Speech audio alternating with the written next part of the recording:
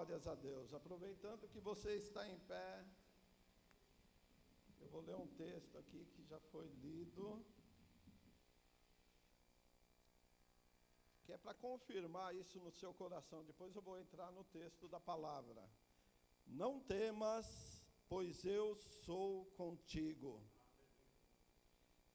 Não te assombres, porque eu sou o teu Deus. Eu te fortaleço, eu te ajudo, eu te sustento com a minha direita. Meu Deus, eu poderia ir embora com uma palavra dessa, cravada no meu coração, vinda do alto. Eu estou preparado para encarar qualquer gigante, para encarar qualquer exército. Então, se você chegou nesta noite aqui meio dessa maneira, meio cabisbaixo, meio desesperançado, meio desanimado da vida, meio fraquejante, com joelhos vacilantes, ouça que o Senhor é contigo, ouça que é Ele que te fortalece, ouça que Ele é quem te ajuda. Oh, glórias! E sabe o que acontece quando Ele te fortalece? Você fica poderoso. Sabe quando Ele te ajuda, você se levanta e não tem nada que possa te impedir de caminhar, de conquistar, de avançar. Esse é o nosso Deus, que fortalece aquele que está abatido, que traz alegria para aquele que está triste, que enxuga a lágrima daquele que está chorando, ressentido, magoado. O nosso Deus é um Deus que cura, cura em todos os âmbitos, cura o coração partido. Se esse for o seu caso, receba isso. Ele está contemplando as suas lágrimas nesta noite, amém? Glórias a Deus. Então agora, aproveitando que você está de pé, abra sua Bíblia no livro aos Colossenses. Não, abra a sua Bíblia na carta aos Colossenses. Ai, ó, já falou aqui para mim, EBD, ó. Domingo às 9 horas da manhã. Oh, glórias a Deus, já faz um tempo que eu subo nesse púlpito, mas parece que tem algo que não muda. Essa tremedeira.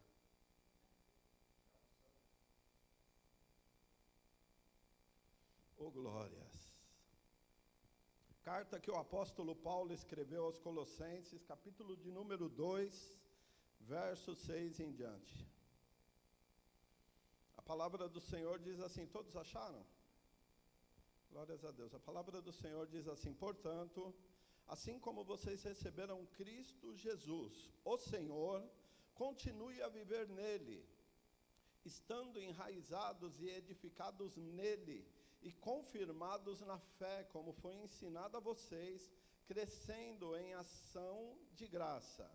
Tenham cuidado para que ninguém venha enredá-los com sua filosofia e vãs sutilezas, conforme a tradição dos homens, conforme os rudimentos do mundo e não segundo a Cristo. Porque nele, em Cristo, habita corporalmente toda a plenitude da divindade.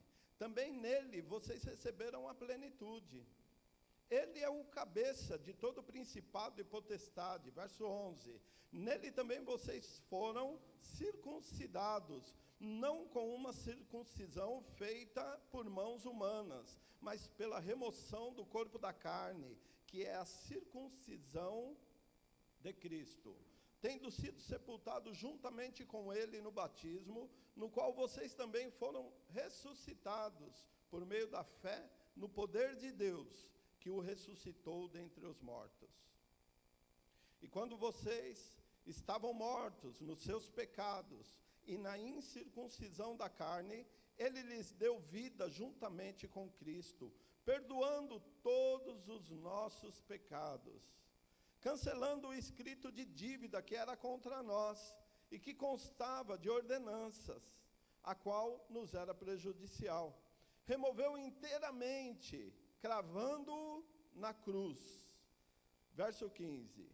E, despojando os principados e as potestades, publicamente os expôs ao desprezo, triunfando sobre eles na cruz. Até aí, feche seus olhos por um instante. Senhor, em nome do Teu Filho Jesus, nós estamos reunidos aqui nesta noite, desejosos de ouvir a Tua voz, de ouvir a Tua palavra, de sermos, ó Senhor, mudados conforme o Teu querer, a Tua vontade. Essa é a nossa petição nesta noite. Espírito Santo, Tu que estás aqui como cumprimento da promessa, vem nos dar entendimento e compreensão para que nós possamos ter nossa mente renovada, nossa alma restaurada, que nós possamos ser avivados por esta palavra. Tu és bem-vindo para agir com liberdade em nós e em nosso meio.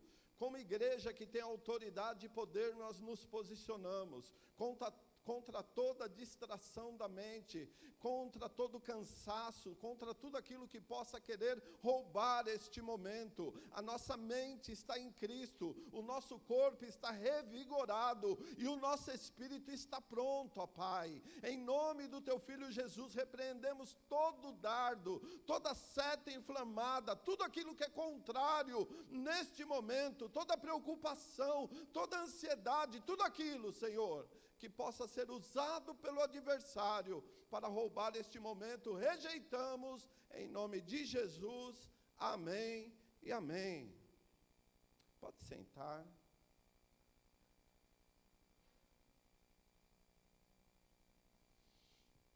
Glórias a Deus. Esse texto que nós lemos, capítulo 2 da carta que o apóstolo escreveu à igreja de Colossos, ele vem se apresentando no capítulo 1 e no capítulo 2, sem muitas delongas, ele entra propriamente no que foi o motivo dele estar enviando esta carta a uma igreja a qual ele não fundou. A igreja que havia em Colossos não foi o apóstolo Paulo que fundou, ele fundou muitas igrejas, mas essa aqui não. Ele não conhecia pessoalmente aquela igreja. Eles não conheciam o apóstolo, mas ele recebeu notícias da grande fé que esse povo tinha, uma fé firmada em Cristo, uma fé digna de admiração. E ficou sabendo, juntamente com essa informação, que era uma igreja fervorosa, uma igreja de fé. Ficou sabendo também que vinha se infiltrando no meio da igreja, de uma maneira sutil, alguns conceitos que fugiam dos preceitos da palavra. E ele se viu na responsabilidade de exortar a igreja, de chamar a atenção de uma maneira carinhosa, de uma maneira delicada. O capítulo 2 desta carta, dentro deste contexto, vem apresentar uma parte destes conselhos e dessa exortação que o apóstolo se achou incumbido da missão de trazer para a igreja de Colossos. E elas servem muito bem para a igreja do século posterior e do século posterior, e da igreja do século 20 e da igreja do século 21, que somos nós. 2020 anos depois, essa carta, essa palavra, ela continua viva e eficaz e pronta para nos orientar, para nos ensinar a maneira correta que nós devemos estar nos portando. Logo no comecinho, eu gostaria de enfatizar 2 pontos no texto que nós lemos, no capítulo 2. Não está propriamente nos versos que eu li, está um pouquinho antes, no verso de número 2, do capítulo 2, onde diz assim: combato para que os seus corações sejam consolados e estejam unidos em amor, e enriquecidos na plenitude da inteligência, para quê? Para conhecimento do mistério de Deus em Cristo, em quem estão ocultos todos os tesouros da sabedoria. Eu gostaria de falar nesta noite, de uma maneira sucinta com vocês, a respeito desse aspecto, do aspecto do mistério, que o apóstolo Paulo fala para os crentes da igreja de Colosso. E queria também evidenciar com os irmãos um segundo ponto, que está no texto propriamente lido, que é o verso de número 15, quando ele fala assim: e despojando os principados e potestade, publicamente os expôs ao desprezo, triunfando deles na cruz. Eu gostaria de enfatizar esses dois pontos: o mistério oculto e a vitória de Cristo na cruz. A respeito do mistério, irmãos, hoje, aqui no contexto em que nós vivemos, não há mistério, porque o mistério foi revelado. Mas imagina um povo vivendo sem a revelação do Novo Testamento, de Gênesis a Malaquias. O Antigo Testamento inteiro vem anunciando de uma maneira detalhada a necessidade da vinda de um Messias. E Deus, ele é tremendo. Para que houvesse a necessidade da vinda de um Messias, teria que haver um povo que esperasse o Messias. Por isso ele escolhe Abraão. E de Abraão nasce Isaac, de Isaac nasce Jacó, Jacó 12 tribos, de 12 tribos uma nação. Para que houvesse a necessidade da vinda de um Messias, tinha que haver uma situação opressora. Então nós conhecemos a história do Antigo Testamento e do povo hebreu, que um dia foram, por providência divina, ir parar no Egito. No Egito se formou uma grande nação, submissa à escravidão dos egípcios. Nesse momento de opressão, o povo clama por libertação. Há necessidade de um Messias, há necessidade de um libertador. Veja o que a Bíblia nos traz como mistério. No Antigo Testamento, a história vai se desenrolando. Deus vai enraizando no coração do povo hebreu a necessidade da vinda de um libertador, de um Messias. Profeta atrás de profeta vem e anuncia para o povo: olha, aquele que está para vir virá. Ele será o príncipe da paz, o conselheiro, o maravilhoso. Ele trará justiça. E o povo, de quando em quando, sempre subjugado, passando por grande opressão, passando por grandes dificuldades. É assim a história do Antigo Testamento inteira. Um povo que é levado, conduzido numa linha do tempo à necessidade da vinda de um Messias, da provisão vinda do alto, do cumprimento das promessas. Muitos grandes homens de Deus do Antigo Testamento anelaram, desejaram vê-lo, mas não puderam. Viram aqueles que disseram que viram de longe a promessa, mas não puderam chegar perto. É como Moisés, que tinha sobre os seus ombros a responsabilidade de conduzir o povo até a terra prometida. O desejo, o anseio dele era entrar na terra, mas chegou, viu de longe e não entrou. Muitos homens de Deus sucumbiram diante do mistério que estava para se revelar através das páginas do Antigo Testamento. Mas qual que é o mistério? O mistério da vinda do Messias para o povo hebreu, para o povo judeu. O mistério daquele que viria para libertar o povo da escravidão, do peso, do jugo, do Império Romano, ou do Império Egípcio, ou do Império Sírio, do Império Babilônico. Deus o tempo todo provendo a situação que causava necessidade da libertação.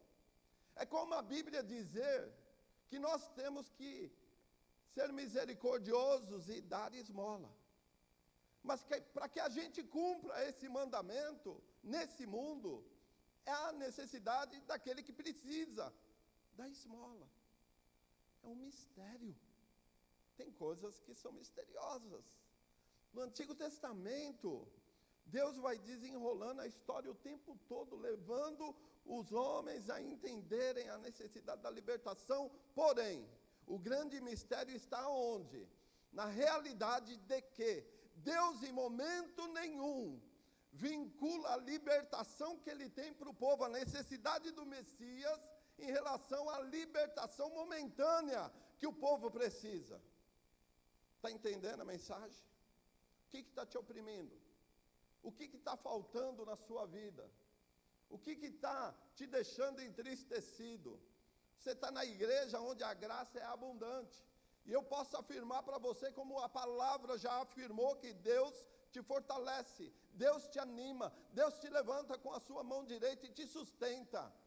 Mas tem algo atrás disso que é misterioso. Mais do que isso, Deus quer te tornar poderoso e te tornar capacitado pela unção do Espírito a subjugar aqueles que proporcionam essa situação na sua e na minha vida. Complicou? Deu uma enroladinha, né? Está dando para acompanhar? É assim, irmãos, a promessa do Messias, o tempo todo sinalizava para a libertação momentânea aqui na terra. Mas Deus estava trabalhando com uma libertação muito maior. Uma libertação que o povo carecia desde a queda do Éden. No Éden se estabeleceu uma sentença sobre a humanidade. E a vinda do Messias seria para quebrar esse elo que escravizava a mente, o coração e o ser humano por completo. O mistério está aonde? Nas páginas do Novo Testamento que o apóstolo Paulo fala. Justamente na realidade de que Deus jamais trabalhou exclusivamente com o povo hebreu no quesito de libertação pelo Messias. Desde o começo, quando Deus prometeu em Gênesis capítulo 3, verso 15 em diante, a promessa era que um filho da mulher esmagaria a cabeça da serpente. Por quê? Porque a serpente subjuga toda a humanidade. E o problema do povo hebreu é que eles pensavam, os judeus pensavam que eram com eles, que eles eram a última bolacha do pacotinho, que eles eram super especiais. Eram o povo escolhido de Deus para o cumprimento de um propósito. Mas o mistério que Paulo está revelando é que desde o começo, Deus tinha um propósito de libertar não só o povo hebreu, mas toda a humanidade. Isso é tremendo, isso é maravilhoso, porque essa libertação chegou até a mim e chegou até você. Mas nós não podemos de modo algum ter os nossos olhos vendados e acharmos e nos contentarmos com uma libertação limitada. Ele pode libertar, como foi dito, de tudo aquilo que nos oprime momentaneamente, mas Ele quer muito mais do que isso. Ele quer nos libertar daquele que ocasiona a opressão momentânea. Ele quer nos dar autoridade e poder para estar acima daquele que nos oprime e não da situação que nos oprime. Muitas vezes o caso da opressão na nossa mente, no nosso coração, no nosso dia a dia, é algo tangível, é algo que nós podemos ver e tocar, amém? Porém, você não pode, como um homem, uma mulher, um jovem espiritual, ter os seus olhos vendados para a realidade que vai muito além disso. Porque senão você vai ficar como uma pessoa que anda numa escada rolante. Você já fez isso? Quem aqui nunca chegou no metrô e entrou na escada rolante ao contrário? Você vai andando e não sai do lugar. Você não vai andando e não sai do lugar. Até você percebe que entrou na escada errada. Você fala, estou no lugar errado. Aí daqui a pouco você vai para trás. Quando você cai em si, você vai para trás. E quase cai e se arrebenta. Mas quando você entra na escada rolante do lado certo, ela vai fluindo. E se você der um passo, vale 2. Entende essa ilustração? Você não pode, de modo algum, ficar com os olhos vendados, lutando com a situação momentânea. Deus está nos chamando para nos posicionar muito além. É aquela história de Mateus. Buscar em primeiro lugar o reino de Deus e a sua justiça, e as demais coisas serão. Qual que é o princípio espiritual? Reino em primeiro lugar. O reino espiritual que Jesus, ele traz para nós, é esse mistério revelado, de que a nossa luta não é contra o sangue e nem contra a carne, e sim contra seres espirituais que atuam nas regiões celestes em Cristo. O mistério que o apóstolo Paulo fala, aqui para o povo de Colossos, ele fala na carta aos Coríntios, ele fala na carta aos Efésios, o mistério que insistentemente o apóstolo traz revelação aos gentios, é que antes era só um tratamento com o povo hebreu, mas desde o princípio um mistério se revelou. Eu sou judeu, nascido em Israel, eu estudei aos pés de Gamaliel, eu sei a letra de trás para frente, da frente para trás, eu sei de tudo, e ela confirma o tempo todo o plano de Deus para a humanidade. Paulo está anunciando isso para aquela igreja, a revelação desse mistério, que para nós não é mistério, porque nós já conhecemos a Bíblia, né? A gente lê, a gente estuda, então, a gente já sabe de cor e salteado isso, mas aquele povo não sabia. Tem muita gente por aí que não sabe, que fica andando na escada rolante, ao contrário, que fica patinando e lutando e não se apropria dessa chave espiritual que abre portas. Esse mistério está revelado para a minha vida e para a sua, para que a gente possa avançar, para que a gente possa ser diferente, para que a gente possa ter entendimento das coisas espirituais em Cristo. Mistério revelado. Então o mistério é esse aí. Qual que é o mistério? O mistério é que aquilo que estava em oculto nas páginas do Antigo Testamento se desvendou nas páginas do Novo Testamento, e que a vinda do Messias não era exclusivamente para os judeus. Eles não sabem ainda, irmãos, mas a crucificação estava dentro do escombro da salvação para a humanidade toda. A rejeição do povo hebreu, dos judeus, ao Messias, fazia parte do propósito. Se ele não fosse rejeitado, ele não seria crucificado. Se ele não fosse crucificado, ele não seria sepultado. Se ele não fosse sepultado, ele não ressuscitaria. E se ele não ressuscitasse, ele não falaria para os discípulos: olha, agora está consumado, foi-me dada toda a autoridade no céu e na terra. Agora. Entendeu? Então, assim, nada fugiu ao controle divino. O livro de Apocalipse fala que o Cordeiro foi sacrificado na eternidade, ou seja, fora do nosso tempo. Não teve surpresa, mas tinha um mistério para o povo. Continua um mistério para eles. Um dia Jesus virá, novamente para buscar a sua igreja até as nuvens, e depois virá para estabelecer o reino milenar aqui na terra. E aí, aqueles que o rejeitaram verão e reconhecerão que ele é o Messias verdadeiro. Esse é o mistério que Paulo vai revelando aqui. O outro aspecto que eu queria enfatizar com vocês nesta noite é essa questão de Cristo vencer na cruz, porque aos olhos carnais, aos olhos físicos, a cruz parece que foi a derrota. Lembra? O pessoal que passava ao pé da cruz, balançava a cabeça e falava, dizia que era o Filho de Deus, então saia daí, você não é o Filho de Deus. As pessoas olhavam para ele e blasfemavam. As pessoas olhavam para ele e rejeitavam-o na cruz. Por quê? Porque maldito, a Bíblia diz, que é todo aquele que for pregado no madeiro. Aquele que não tinha pecado algum estava cravado como um maldito, num maldito madeiro, numa maldita cruz. Essa é a visão de quem está aqui embaixo, aos pés da cruz. Essa foi a visão de um dos dois delinquentes que estava do lado dele. Olha para ele e fala, você não é o cara, então desce daí, tira a gente daqui também. O outro o reconheceu, falou assim, olha, Não fale assim com ele, porque nós estamos aqui porque merecemos, mas esse aí é um homem justo, ele não devia estar aqui. Senhor, lembra-te de mim quando entrares no teu reino. O que abriu nas páginas do Novo Testamento a possibilidade de salvação para o pior pecador até o último minuto de vida. Propósito, Deus regendo com minúcias, escrevendo as linhas do Novo Testamento, do mistério revelado, com riqueza de detalhe, não vai ficar nada de fora.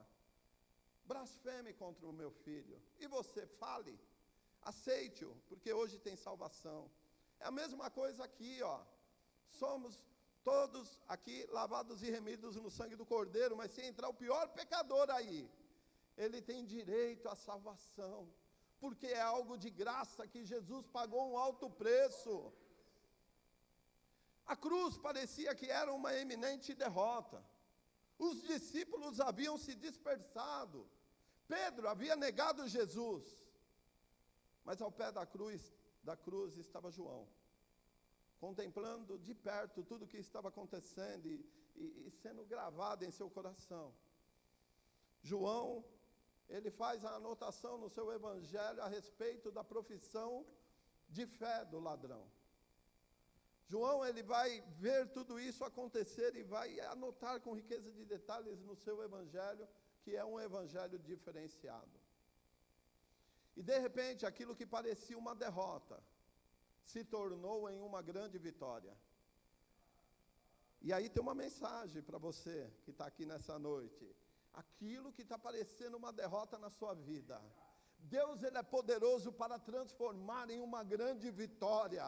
Ainda que você não esteja contemplando, que você não veja uma saída, ainda que pareça o fim da história, não é o fim.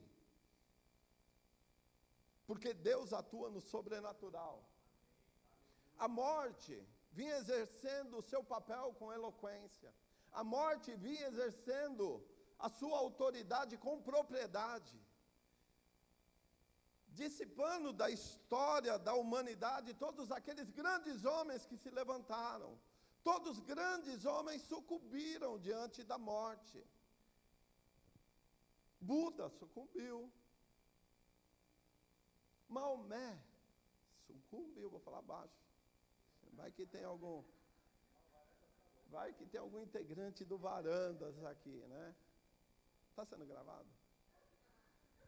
Está sendo gravado? Então corta, hein? Esse negócio de gravar é complicado, viu? Isso aí pode dar um... Não, mano, pode dar uma explodida nesse caso aqui. Meu, parecia que era o fim da história.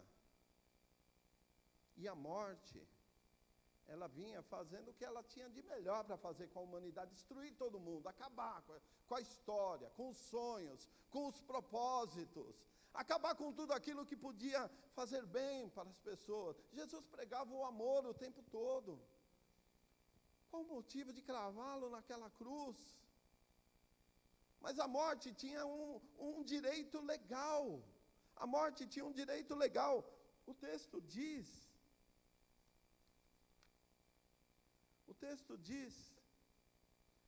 que quando vocês estavam mortos no seu pecado e na incircuncisão da carne, Deus lhe deu vida juntamente com ele, perdoando todos os vossos pecados e cancelando o escrito de dívida que era contra nós.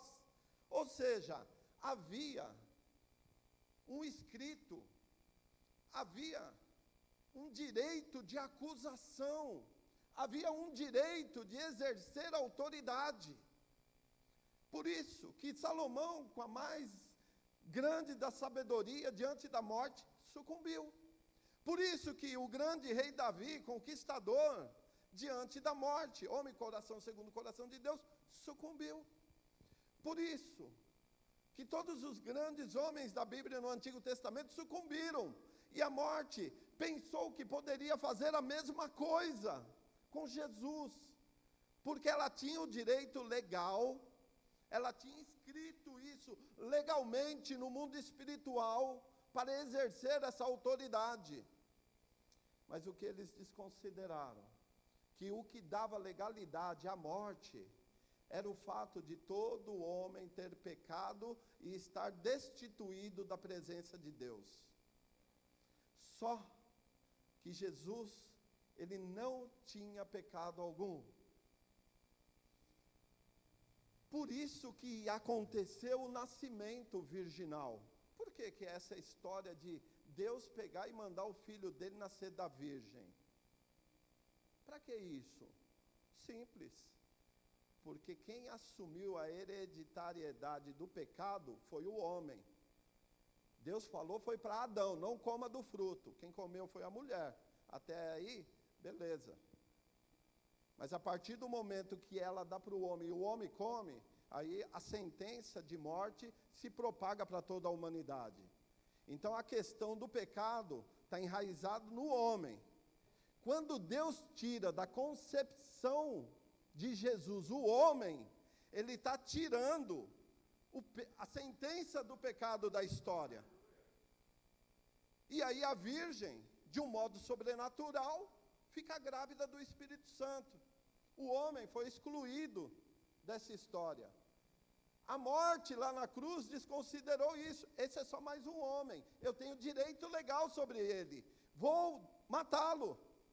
E aí, quando acontece a morte de Jesus lá naquela maldita cruz, algo tremendo no mundo espiritual acontece. Eu não sei, a Bíblia não fala, mas eu posso conjecturar. As estruturas espirituais das regiões celestes estremeceram. Porque o Rei da Glória, por um momento na terra, o céu se escureceu porque ele expirou. A morte aparentemente cumpriu o seu papel, só que ele não tinha pecado. Aí que acontece a revelação do grande mistério. Quando acontece esse fato, a morte se depara com a realidade de que ela não era poderosa sobre ele. A atuação de todo principado e de toda potestade e de todo ser espiritual que possa se nomear, não tinha poder sobre ele. E aí entra o texto que nós lemos aqui, verso 15, e despojando os principados e potestade, publicamente os expôs. Quando ele expira lá naquela cruz, Pai, em suas mãos entrego o meu espírito. E veja a diferença.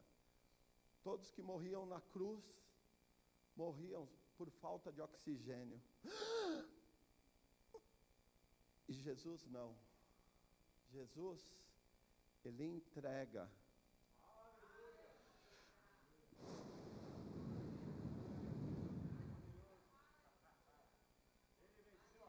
Ele venceu a morte. Ele venceu a morte.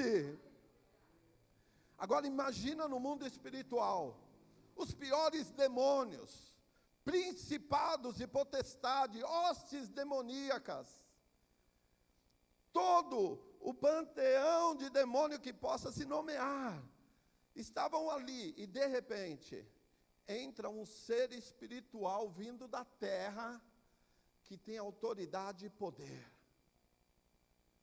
que tem poder de vencê-los, e não só vencê-los, de subjugá-los e expô-los publicamente. Então, só para fechar essa questão, deixa eu ilustrar isso de uma maneira que você vai conseguir, mais ou menos, desenhar esse quadro. Na antiguidade, quando o apóstolo escreveu esse texto, era normal a conquista de reinos. Então, quando um grande rei invadia uma grande cidade que tinha um outro grande rei e vencia, ele pegava toda a liderança, todo o rei, os príncipes, os magistrados, todos os grandes príncipes, as pessoas principais, e os expunha publicamente. Era o despojo do grande esforço, da grande vitória. Então ele entraria na cidade com seus cavalos imponentes e trazendo acorrentado aqueles que tinham sido vencidos e subjugados. E toda a população via publicamente aqueles que tinham autoridade e poder subjugados, sem autoridade, sem poder algum, humilhados, envergonhados, sem ter para onde correr. Está entendendo o que Paulo está falando aqui para a igreja de Colossos?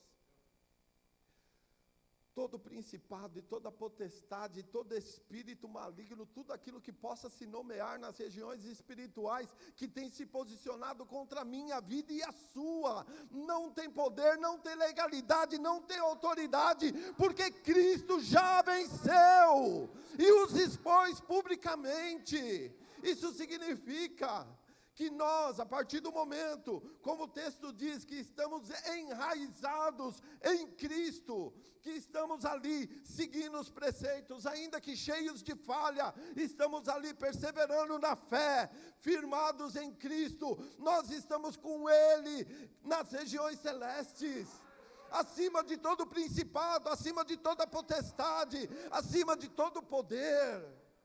Ele é o cabeça, e os expôs publicamente. E aí é assim, você é a menorzinha das três, mas quando você se posiciona em Cristo, pode vir o maior dos gigantes, sabe, Davizinho e o grande gigante Golias? Pois é, pode vir esse ser, mais de 3 metros de altura, que você vai chegar perto dele e vai falar assim, ó, grandão, você vem contra mim com espadas e lanças, mas eu vou contra você em nome do Senhor. E só esse seu posicionamento vai fazer com que esse grande príncipe, ó, bata em retirada, porque quem tem o poder é o nome de Jesus.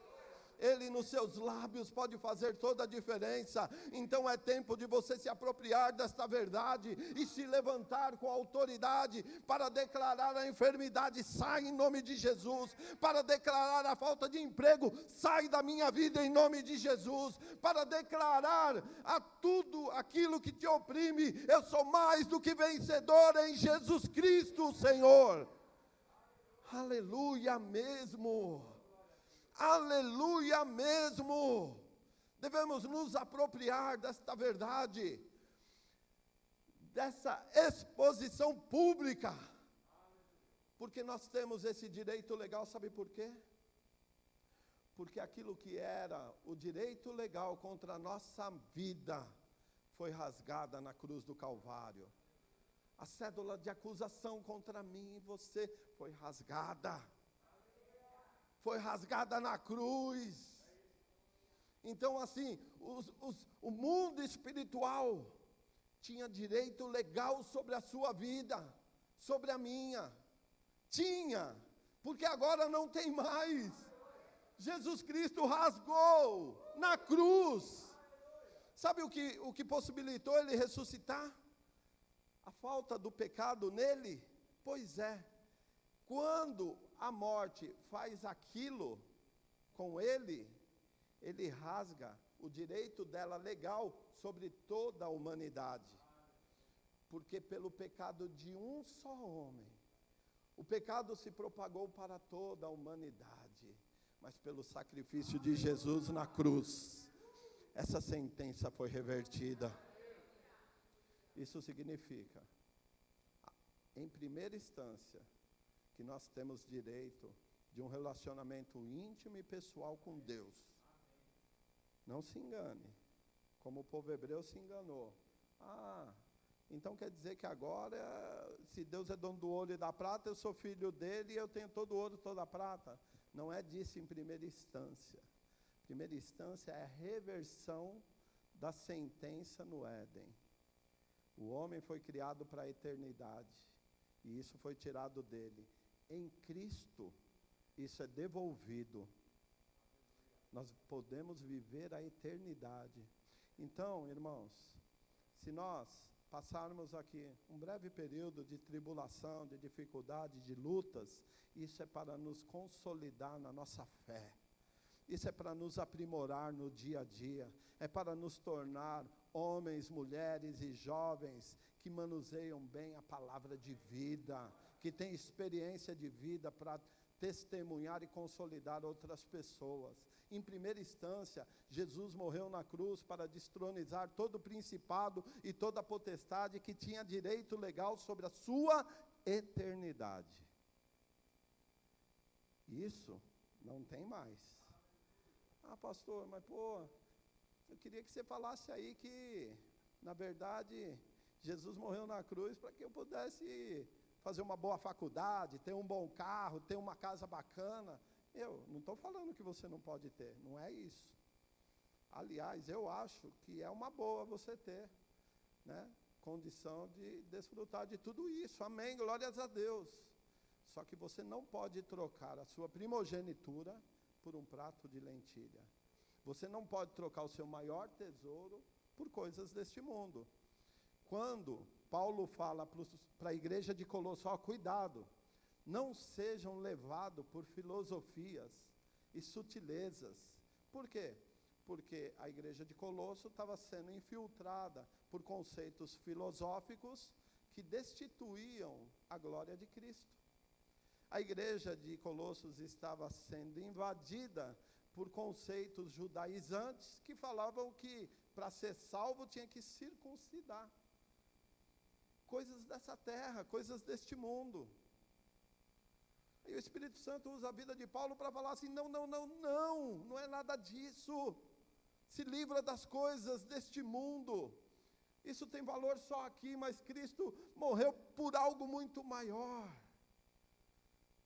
Então, assim, a bênção, vai atrás, prospera, eu oro e te abençoo em nome de Jesus para você avançar, para você prosperar, estudar, fazer uma boa faculdade, se destacar, mas acima de tudo, em todo lugar onde a planta dos seus pés chegar, tem que ser um lugar onde a luz de Cristo brilhe, aonde fique estampado, assim, com letras garrafais, que Jesus Cristo expôs publicamente todo principado e potestade, e eles estão debaixo de nossos pés. Isso é uma verdade. Isso é uma verdade. Glórias a Deus. Jesus os expôs publicamente na cruz do Calvário. E isso significa muito para mim e para você. Talvez você esteja sendo assolado na sua mente com todo tipo de acusação. E Jesus está falando hoje, eu os expus publicamente, eu os venci, e eles não têm direito de te acusar. Rejeita eles na sua mente, em nome de Jesus. Você não é tão ruim assim. Você não é tão ruim assim. Você é bom. E Deus olha para você e enxerga um tremendo potencial. Uma pessoa para caminhar de cabeça erguida, acima de todo principado e toda potestade. E sabe o que vai acontecer no plano terreno? As demais coisas vão te acompanhar. Você não vai precisar andar atrás da bênção. A bênção vai correr atrás de você. Oh, glória! A bênção da família, a bênção profissional, a bênção ministerial, todo tipo de bênção, irmãos. Amém. O mistério foi revelado nas páginas do Novo Testamento, e o destronizar de principados e potestades está na essência do Evangelho, a destituição do poder da morte, do poder de Satanás sobre toda a humanidade. Amém? Vamos nos colocar de pé, estamos terminando esse tempo.